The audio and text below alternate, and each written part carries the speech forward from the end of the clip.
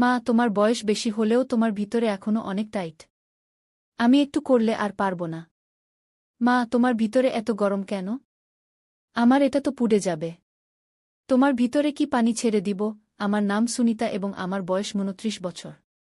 আমি একজন সাধারণ নারী, কিন্তু আমার ছোট্ট জগতে সুখে আছি। আজ আমি তোমাকে আমার এবং আমার ছেলের এমন একটি ঘটনা বলতে যাচ্ছি, যা আমার জন্য কখনো ভুলার নয়। কয়েক বছর আগে আমার স্বামী আমাকে ছেড়ে চলে গিয়েছিলেন। তিনি একটি ২২ বছর বয়সী মেয়ের সাথে পালিয়ে গিয়ে তার নতুন জীবন শুরু করেছিলেন।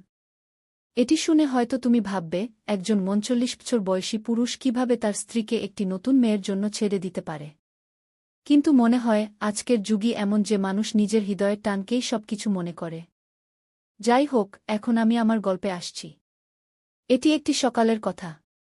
আমি এবং আমার ছেলে, যাকে আমি এখন থেকে অজয় বলবো, আমরা মাঠে ভুট্টার ফসলের যত্ন নিচ্ছিলাম। দুপুর হতে না হতেই আকাশে ঘন কালো মেঘ জমে উঠল। কিছুক্ষণের মধ্যেই তীব্র বৃষ্টি শুরু হয়ে গেল এবং আমরা মাঠেই আটকে গেলাম। কাছে একটি পুরানো শেড ছিল, যা মাঠের সেচের জন্য তৈরি পাম্পের উপর নির্মিত ছিল। আমরা দুজনেই সেখানে আশ্রয় নিলাম এবং বৃষ্টি থামার অপেক্ষা করতে লাগলাম। ধীরে ধীরে দিন ঢলে পড়ছিল এবং চারপাশের এলাকা নির্জন হয়ে গিয়েছিল। সবাই নিজ নিজ বাড়িতে চলে গিয়েছিল। বৃষ্টি এখন হালকা হচ্ছিল, কিন্তু আমার কাপড় সম্পূর্ণ ভিজে গিয়েছিল। ঠান্ডায় আমার হাত পা কাঁপছিল। আমি আমার ভিজে কাপড় সামলানোর চেষ্টা করলাম। ঠিক সেই মুহূর্তে অজয়ের আচরণ কিছুটা অদ্ভুত হয়ে গেল। সে অস্থির লাগছিল। তার শ্বাস দ্রুত হয়ে গিয়েছিল এবং সে আমাকে অদ্ভুত দৃষ্টিতে দেখছিল। তার এই আচরণ দেখে আমিও কিছুটা ঘাবড়ে গেলাম। আমি বুঝতে পারছিলাম না যে হঠাৎ তার কি হয়েছে। আমি তাকে জিজ্ঞাসা করলাম, অজয়, কি হয়েছে? তুমি ঠিক তো? কিন্তু সে কোনো উত্তর দিল না।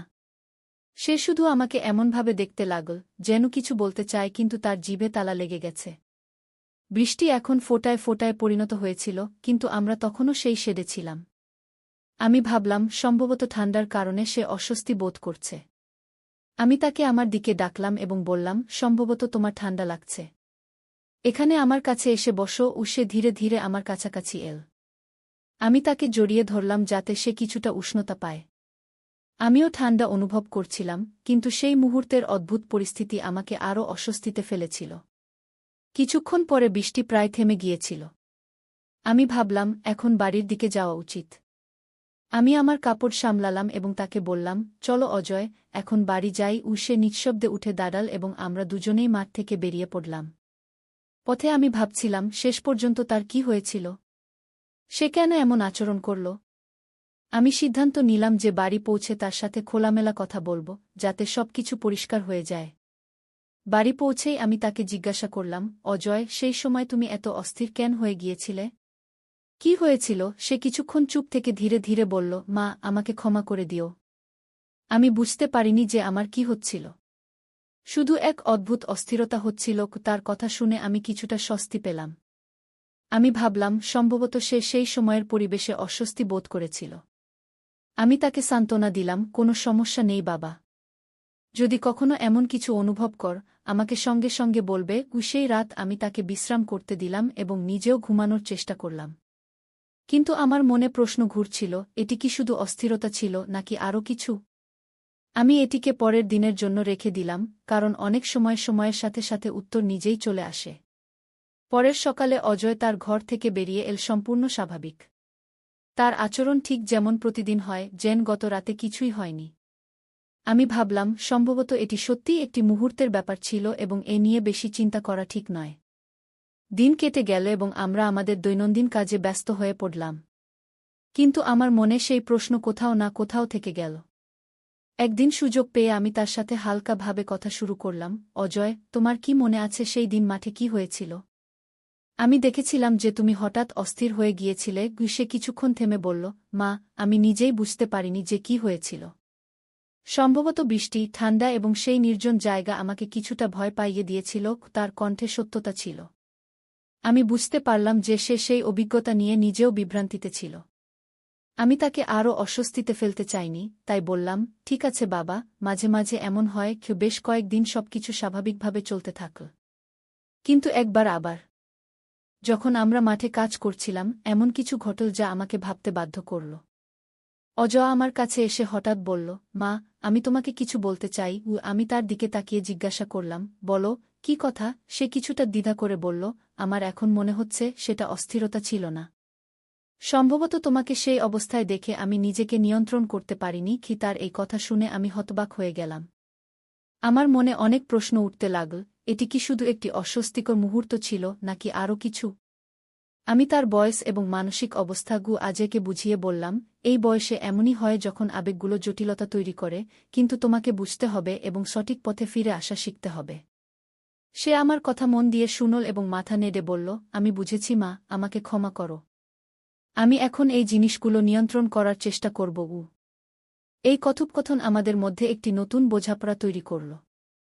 সে তার আবেগগুলো আরও ভালোভাবে সামলানো শুরু করল এবং আমিও অনুভব করলাম যে একজন মা হিসেবে তার মানসিক অবস্থাকে গভীরভাবে বুঝতে হবে।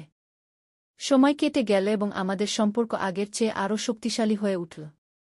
সেই ঘটনার পর আমরা একে অপরের সাথে খোলামেলা কথা বলতে শুরু করলাম, যা আমাদের জীবনকে আরও সুন্দর করে তুলল। এক সন্ধ্যায় আমরা দুজন ছাদে বসে চা পান করছিলাম।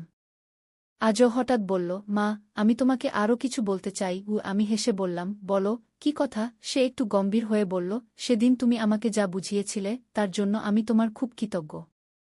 তুমি সবসময় আমাকে সঠিক পথ দেখাও। কখনো কখনো আমার মনে জটিলতা তৈরি হয়, কিন্তু তোমার কথা আমাকে স্পষ্ট করে দেয়। কি তার কথা শুনে আমি খুব খুশি হলাম। আমি বললাম, বেটা, কোনো আবেগই ভুল নয়, শুধু তাকে সঠিকভাবে বুঝতে এবং প্রকাশ করতে হবে। কুশের সম্মতিতে মাথা নেড়ে বলল, মা, আমি এখন চেষ্টা করব আমার আবেগগুলো বুঝতে এবং সঠিকভাবে প্রকাশ করতে। এই কথোপকথনের পর আমি অনুভব করলাম যে আজও সত্যিই বড় হয়ে উঠছে। আমরা তার ভবিষ্যৎ, পড়াশোনা এবং স্বপ্ন নিয়েও দীর্ঘ আলোচনা করলাম। সেই ঘটনাকে পেছনে ফেলে আমরা জীবনে এগিয়ে যাওয়া শিখলাম। বছরগুলো পর একদিন আজও আমাকে বলল, মা, আমার পড়াশোনা শেষ হয়েছে। আমি এখন চাকরির জন্য শহরে যেতে চাই। কি এটা শুনে আমার মন একটু ভারী হয়ে গেল। একজন মা সবসময় তার সন্তানকে কাছে রাখতে চায়, কিন্তু তার চোখে উদ্যম এবং আত্মবিশ্বাস দেখে আমি বললাম, তোমার যা ভালো লাগে তাই করো। আমি সবসময় তোমার সাথে আছি। সে আমার পাশে বসে বলল, মা, তোমার কারণেই আমি আজ এখানে পৌঁছেছি। যখন তোমার সবচেয়ে বেশি প্রয়োজন ছিল, তুমি আমাকে সঠিক পথ দেখিয়েছ। গীতার কথা শুনে আমার চোখে পানি চলে এল, কিন্তু তা ছিল খুশি এবং গর্বের অশ্রু। আমি তার পিঠে হাত বুলিয়ে দিয়ে বললাম, আমি সবসময় তোমার সাথে থাকব, তুমি যেখানেই যাও। তোমার খুশিই আমার খুশি। কিছুদিন পর সে চাকরির জন্য শহরে চলে গেল। তার যাওয়ার পর বাড়িতে একরকম নিস্তব্ধতা ছেয়ে গেল, কিন্তু আমি সান্ত্বনা পেলাম যে সে তার স্বপ্নকে বাস্তবে রূপ দিচ্ছে। সে প্রায় ফোনে কথা বলত এবং তার নতুন অভিজ্ঞতা আমার সাথে শেয়ার করত। আমি তাকে সবসময় সঠিক পরামর্শ দিতে চেষ্টা করতাম। আমাদের সম্পর্ক দূরত্বের কারণে একটু বদলে গেলেও আমাদের পারস্পরিক বোঝাপড়া এবং ভালোবাসায় কখনো কমতি আসেনি। কয়েক বছর পর একদিন আজও আমাকে ফোনে একটি বড় খবর দিল। সে বলল, মা, আমি একটি মেয়ের সাথে পরিচিত হয়েছি।